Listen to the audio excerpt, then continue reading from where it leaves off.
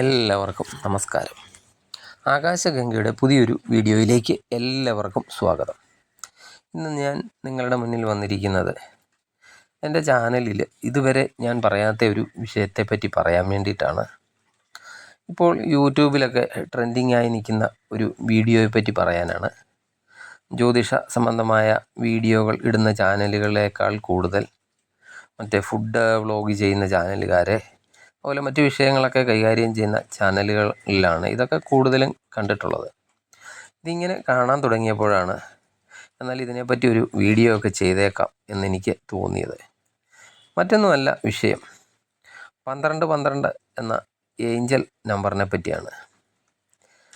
അതിനു മുന്നേ ആദ്യം എനിക്കുണ്ടായ ഒരു അനുഭവം പറയാം. ഞാൻ ആദ്യം ഇത് കാണുന്നത് ഏകദേശം ഒരു 4 മാസങ്ങൾക്കൊക്കെ മുൻപാണ്. അതിനുശേഷം എൻ്റെ ഒരു സുഹൃത്തിനോട് ഞാൻ ഈ കാര്യത്തെ പറ്റിയൊക്കെ സംസാരിച്ചു.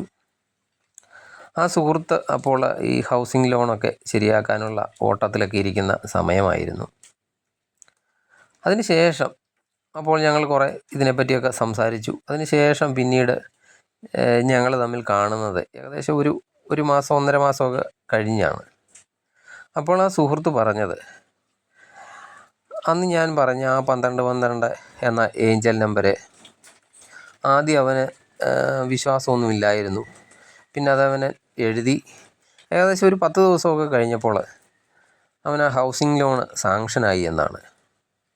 അതിനുശേഷം ആ സുഹൃത്തിൻ്റെ വൈഫിന് ഒരു PSC ലിസ്റ്റിലൊക്കെ വന്നിട്ട് നിയമനമൊക്കെ കിട്ടാതെ ഇങ്ങനെ കാത്തിരിക്കുകയായിരുന്നു.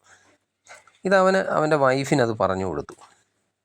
അവരത് അതുപോലെ അത് ചെയ്തു. ഏകദേശം ഒരു 18 ദിവസങ്ങൾക്ക് ശേഷം അവർക്ക് അപ്പോയിൻമെൻറ്റ് ഓർഡർ ലഭിക്കുകയും ചെയ്തു എന്ന് ആ സുഹൃത്ത് എന്നോട് പറഞ്ഞു.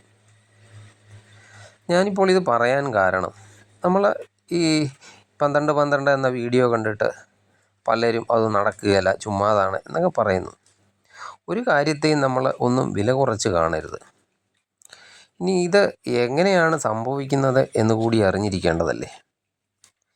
ഏഞ്ചൽ നമ്പറുകൾ എന്ന് പറഞ്ഞാൽ നമ്മുടെ ജീവിതത്തിൽ ക്രമരഹിതമായിട്ടൊക്കെ കാണുന്ന ആവർത്തിച്ചുള്ള ഒരു സംഖ്യാ പാറ്റേണുകളെയാണ് ഏഞ്ചൽ നമ്പറുകൾ എന്ന് സാധാരണഗതിയിൽ പറയുന്നത്. അത് 222, 999 ഇങ്ങനെ പോലെയുള്ള ഒരു ആവർത്തന സംഖ്യകളുടെ ഒരു സ്ട്രിങ്ങിനെയാണ് ഏഞ്ചൽ നമ്പർ എന്ന് പറയുന്നത്. ഇന്ന് നമ്മൾ ഈ വീഡിയോയിൽ പറയുന്നത് 1212 എന്ന സംഖ്യയെ പറ്റിയാണ്. ഇതിൽ 1 എന്ന സംഖ്യയും വരുന്നുണ്ട്, 2 എന്ന സംഖ്യയും വരുന്നുണ്ട്. 1 എന്ന സംഖ്യ പുതിയൊരു തുടക്കങ്ങളെയൊക്കെ പ്രതിനിധീകരിക്കുന്ന ഒരു സംഖ്യയാണ്. ജീവിതത്തിലൊരു പുതിയ അധ്യായത്തിലേക്കൊക്കെ നിങ്ങൾ കാലെടുത്ത് വയ്ക്കുന്നതിനെയാണ് 1 എന്ന സംഖ്യ സൂചിപ്പിക്കുന്നത്. ഈ 2 എന്ന ഒരു ഇരട്ട സംഖ്യയാണ്. ഇതൊരു ജോഡി എന്ന് പറയാം. അതായത് സുഹൃത്തുക്കളെ, പ്രണയിനികളെ ഇവരൊക്കെ സാധാരണയായിട്ട് ജോഡികളായിട്ടൊക്കെയാണല്ലോ കണ്ടുവരാറുള്ളത്. അതിനാൽ ഈ 2 എന്ന് പറയുന്ന സംഖ്യ ഒരു ഐക്യത്തിൻ്റെ പ്രതീകമായിട്ട് നമുക്ക് പറയാവുന്നതാണ്. ഇവിടെ 1, 2 എന്ന സംഖ്യകളാണ് കൂടിച്ചേരുന്നത്. അങ്ങനെ 1, 2 എന്ന സംഖ്യകൾ കൂടിച്ചേരുമ്പോഴാണ് 12, 12 എന്ന് നമ്മൾ എഴുതുന്നത്. ഇങ്ങനെ കൂടിച്ചേരുമ്പോൾ 1ഉം 2ഉം കൂടെ കൂടിച്ചേരുമ്പോൾ ഐക്യത്തോടെയുള്ള ഒരു പുതിയ തുടക്കത്തിലേക്ക് നയിക്കപ്പെടുകയാണ് തീർച്ചയായിട്ടും ചെയ്യുന്നത്. അതിനാൽ ഇത് തീർച്ചയായിട്ടും വർക്ക് ചെയ്യും എന്ന് പറയാം. നമ്മൾ തുടർച്ചയായിട്ട് ഒരു ആഗ്രഹത്തിനൊക്കെ വേണ്ടി ശ്രമിക്കുകയാണെങ്കിൽ ഈ പ്രപഞ്ചം നമുക്ക് അത് തീർച്ചയായും സാധിച്ചു തരുന്നതാണ്. അതെല്ലാവർക്കും അവരവരുടെ അനുഭവത്തിൽ നിന്ന് മനസ്സിലാക്കാവുന്ന ഒരു കാര്യമാണ്. ഇനി ഇത് എങ്ങനെയാണ് ചെയ്യേണ്ടതെന്ന് നോക്കാം.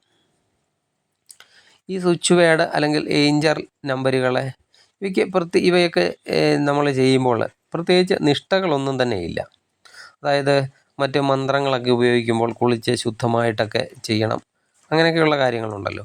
എന്നാൽ ഈ നമ്പറുകൾക്ക് അങ്ങനെ ശുദ്ധമായി ചെയ്യണമെന്നോ കുളിക്കണമെന്നോ അതുപോലെ മത്സ്യമാംസാദികളൊക്കെ ഉപയോഗിക്കരുതെന്നോ, അതുപോലെ സ്ത്രീകളൊക്കെ ആണെങ്കിൽ അവരുടെ പീരിയഡ് സമയത്ത് ചെയ്യരുതെന്നോ, അല്ലെങ്കിൽ വാലായ്മ ഇങ്ങനെയൊക്കെയുള്ള കാര്യങ്ങൾ ഉള്ളപ്പോൾ ചെയ്യരുത്, അങ്ങനെ പ്രത്യേക നിഷ്ഠകളൊന്നും തന്നെ ഇതിൻ്റെ കാര്യത്തിലില്ല. പിന്നെ ഇത് ചെയ്യുമ്പോൾ ശ്രദ്ധിക്കേണ്ട കാര്യം എന്ന് വെച്ച് കഴിഞ്ഞാൽ ധൃതി പിടിച്ച് ജോലിക്കൊക്കെ പോകാൻ തുടങ്ങുമ്പോഴോ അല്ലെങ്കിൽ നമ്മൾ മറ്റെന്തെങ്കിലും ടെൻഷനിലിരിക്കുമ്പോഴോ അല്ലെങ്കിൽ എന്തെങ്കിലും ഒരു തിരക്കിലൊക്കെ ഏർപ്പെട്ടിരിക്കുമ്പോഴോ ഒന്നും ഇത് ചെയ്യരുത്. ഒരു അരമണിക്കൂറെങ്കിലും ഒരു റിലാക്സൊക്കെ ആയിട്ട് ഇരിക്കുന്ന സമയം മാത്രം ഇത് ചെയ്യാൻ തിരഞ്ഞെടുക്കുക.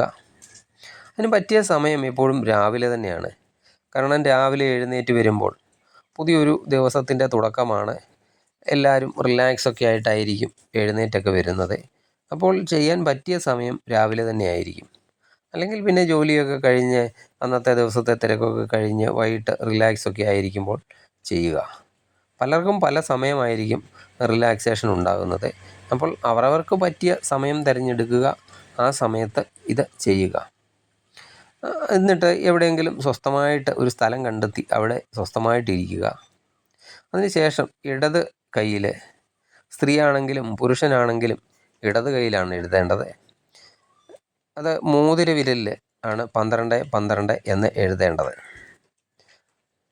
അത് ചിലർക്ക് മോതിര വിരലിലൊക്കെ മോതിരമൊക്കെ കാണും. ആ മോതിരം ഉണ്ടെങ്കിൽ ആ മോതിരം കിടക്കുന്ന ഭാഗത്തിന് ശേഷം അത് കൈവിരലിൽ എഴുതുക. ഇത് ചെയ്യേണ്ടത് തുടർച്ചയായിട്ട് 21 ദിവസം ഇത് തുടർച്ചയായിട്ട് എഴുതണം. ഈ എഴുതിക്കൊണ്ടിരിക്കുന്ന സമയം എന്താഗ്രഹമാണോ എഴുതുന്നത് ആ ആഗ്രഹം മാത്രമേ, എന്താഗ്രഹം ഉദ്ദേശിച്ചാണോ നമ്മൾ ഈ 12-12 എഴുതുന്നത് ആ ആഗ്രഹം മാത്രമേ അപ്പോൾ നമ്മുടെ മനസ്സിലുണ്ടാകൂ. അതിനുശേഷം ആ എഴുതിയതിലൊക്കെ നോക്കി ആ ആഗ്രഹം ഇങ്ങനെ റിപ്പീറ്റ് ചെയ്തുകൊണ്ടേയിരിക്കുക.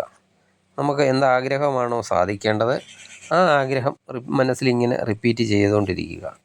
അതുപോലെ നമ്മൾ ഈ എഴുതുന്ന കാര്യമോ നമ്മുടെ ആഗ്രഹമോ ഇതിനെപ്പറ്റിയൊന്നും മറ്റുള്ളവരോട് ഡിസ്കസ് ചെയ്യാനും പോകരുത്. അത് നിങ്ങളുടെ ആഗ്രഹമൊക്കെ സാധിക്കുന്നത് വരെ ആരോടും ഈ കാര്യം പറയരുത്. അതുപോലെ ഇത് എഴുതുമ്പോൾ പച്ച മഷിയുള്ള പേന കൊണ്ടോ അല്ലെങ്കിൽ നീല മഷിയൊക്കെയുള്ള പേന ഉപയോഗിച്ചോ ആണ് എഴുതേണ്ടത്. നീല എന്ന് പറയുന്നത് നമ്മുടെ പൂർത്തീകരിക്കാത്ത ആഗ്രഹത്തിൻ്റെ ഒരു പ്രതീകമാണ്. നമ്മളൊരാഗ്രഹം പൂർത്തീകരിക്കുന്നതിന് വേണ്ടിയിട്ടാണല്ലോ ഇത് ചെയ്യുന്നത്.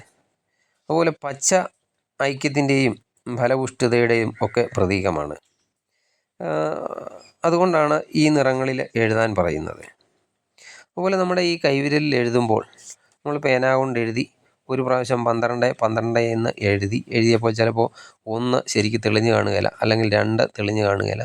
അതിൻ്റെ മണ്ടയ്ക്കൂടെ വീണ്ടും എഴുതാൻ നിൽക്കരുത്. 12-12 എന്ന് നമ്മൾ എഴുതി തെളിഞ്ഞാലും തെളിഞ്ഞില്ലെങ്കിലും ആ ഒറ്റ പ്രാവശ്യം റിപ്പീറ്റ് ചെയ്ത് എഴുതുകയോ അതിൻ്റെ പുറത്തുകൂടി എഴുതുകയോ ചെയ്യരുത്. അങ്ങനെ ചെയ്താൽ അതിൻ്റെ ആ ഗുണം പോകും. പിന്നീട് അങ്ങനെ ഒരിക്കലെങ്കിലും നിങ്ങൾക്ക് അബദ്ധം പറ്റിയെങ്കിൽ അതോടെ നിർത്തി വീണ്ടും ഒരു 7 ദിവസം കഴിഞ്ഞ് വീണ്ടും എഴുതാൻ തുടങ്ങുക. അതുപോലെ നമ്മളിങ്ങനെ എഴുതിക്കൊണ്ടിരിക്കുമ്പോൾ ഇത് ഇപ്പം ഒരു ദിവസം അല്ലെ 2 ദിവസം അല്ലെ 3 ദിവസമൊക്കെ ചെയ്ത് കഴിഞ്ഞ് ഇത് മുടങ്ങിയെന്ന് കൂട്ടിക്കോ, പിറ്റേ ദിവസം നമുക്ക് എഴുതാൻ സാധിച്ചില്ല. വീണ്ടും ഇത് പുതിയതായിട്ട് ചെയ്യാൻ തുടങ്ങുന്നെങ്കിലും ഏകദേശം ഒരു 7 ദിവസമൊക്കെ കഴിഞ്ഞ് വേണം വീണ്ടും ഇത് തുടങ്ങാൻ. അതുപോലെ ഈ എഴുതുന്നത് ഒരു കാരണവശാലും എഴുതി കഴിഞ്ഞ് ഇത് മായ്ച്ച് കളയരുത്. അത് തന്നെ മാഞ്ഞങ്ങ് പൊക്കോട്ടെ, അതിന് തന്നെ മാഞ്ഞു പോകാൻ അനുവദിക്കുക. അതുപോലെ ഈ കയ്യിൽ എഴുതിയിരിക്കുന്നത് ആരെങ്കിലും കണ്ടിട്ട് ഇതിനെപ്പറ്റി ഇതെന്താണ് എന്നൊക്കെ ചോദിച്ചു കഴിഞ്ഞാൽ കൃത്യമായ മറുപടി ഒന്നും കൊടുക്കാതെ എന്തെങ്കിലുമൊക്കെ പറഞ്ഞങ്ങ് ഒഴിഞ്ഞു മാറുക. നമ്മൾ വെറുതെ എന്തെങ്കിലും കുത്തിക്കുറിച്ചതാണെന്നോ അല്ലെങ്കിൽ എന്തെങ്കിലും എഴുതിയതാണെന്നോ പറഞ്ഞ് അങ്ങ് ഒഴിഞ്ഞു മാറുക. അത് നമ്മുടെ ആഗ്രഹമൊക്കെ സാധിക്കുന്നത് വരെ അങ്ങനെ തന്നെ ചെയ്യുക. ആഗ്രഹം സാധിച്ചതിന് ശേഷമൊക്കെ വേണമെങ്കിൽ പറയാവുന്നതാണ്. ഇനി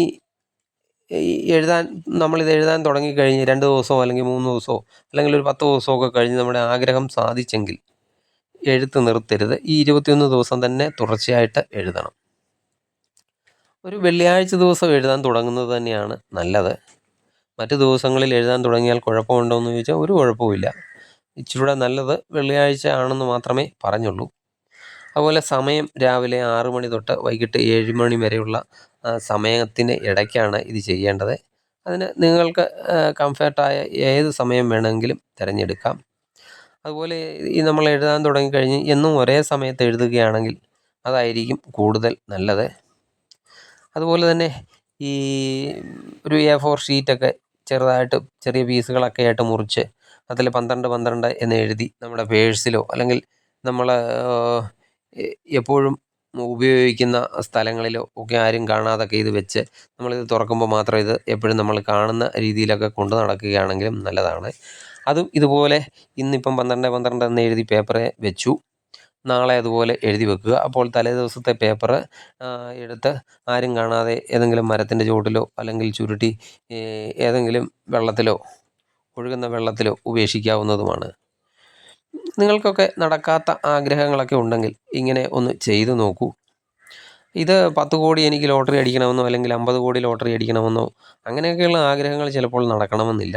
നമ്മുടെ ന്യായമായിട്ടുള്ള ആവശ്യങ്ങൾ, ഇപ്പം ഒരു ജോലിക്ക് എന്തെങ്കിലും തടസ്സമുണ്ടെങ്കിൽ അത് മാറിക്കിട്ടുന്നതിനോ, അല്ലെങ്കിൽ ഒരു ലോൺ ശരിയായില്ലെങ്കിൽ അതിൻ്റെ തടസ്സങ്ങൾ മാറിക്കിട്ടുന്നതിന്, അല്ലെങ്കിൽ ഇങ്ങനെ കടം വീട്ടുന്നതിന്, ഇങ്ങനെയുള്ള കാര്യങ്ങൾക്ക്, അതായത് അല്ലാതെ കൂടുതൽ അത്യാർത്തിക്ക് വേണ്ടിയൊക്കെ ഇത് ചെയ്താൽ ഇത് ചിലപ്പോൾ നടക്കണമെന്നില്ല. അതുപോലെ ജോലിക്കൊന്നും പോകാതെ എനിക്ക് ദിവസവും 1000 രൂപ വീതം കിട്ടണം എന്നൊക്കെ എഴുതി കഴിഞ്ഞാൽ അത് കിട്ടണമെന്നില്ല. ചിലരൊക്കെ ജോലിക്കൊക്കെ വളരെ ബുദ്ധിമുട്ടുന്നുണ്ട്. ആ ബുദ്ധിമുട്ടുകളൊക്കെ മാറി എൻ്റെ ജോലിയൊക്കെ നല്ല സ്മൂത്തായിട്ട് പോകണം, അങ്ങനെയൊക്കെയുള്ള ആഗ്രഹങ്ങളൊക്കെ ഇതുവഴി നടക്കുന്നതാണ്. നിങ്ങൾക്ക് ഇതുപോലെ നടക്കാത്ത ആഗ്രഹങ്ങളുണ്ടെങ്കിൽ ഒന്ന് ചെയ്തു നോക്കൂ. തീർച്ചയായിട്ടും ഇതിന് പോസിറ്റീവ് റിസൾട്ട് കിട്ടുന്നതാണ്. തുടർച്ചയായിട്ടുള്ള നമ്മുടെ ആഗ്രഹം എന്താണോ, പ്രകൃതി അത് സാധിക്കാൻ നമ്മുടെ കൂടെ എപ്പോഴും ഉണ്ടായിരിക്കുന്നതാണ്. നിങ്ങൾക്ക് ഈ വീഡിയോ ഇഷ്ടമായാൽ ലൈക്ക് ചെയ്യുക. സബ്സ്ക്രൈബ് ചെയ്യാതെ കാണുന്നവരാണെങ്കിൽ സബ്സ്ക്രൈബ് ചെയ്ത് കാണുക. മറ്റൊരു വീഡിയോയുമായി വീണ്ടും കാണാം. നന്ദി, നമസ്കാരം.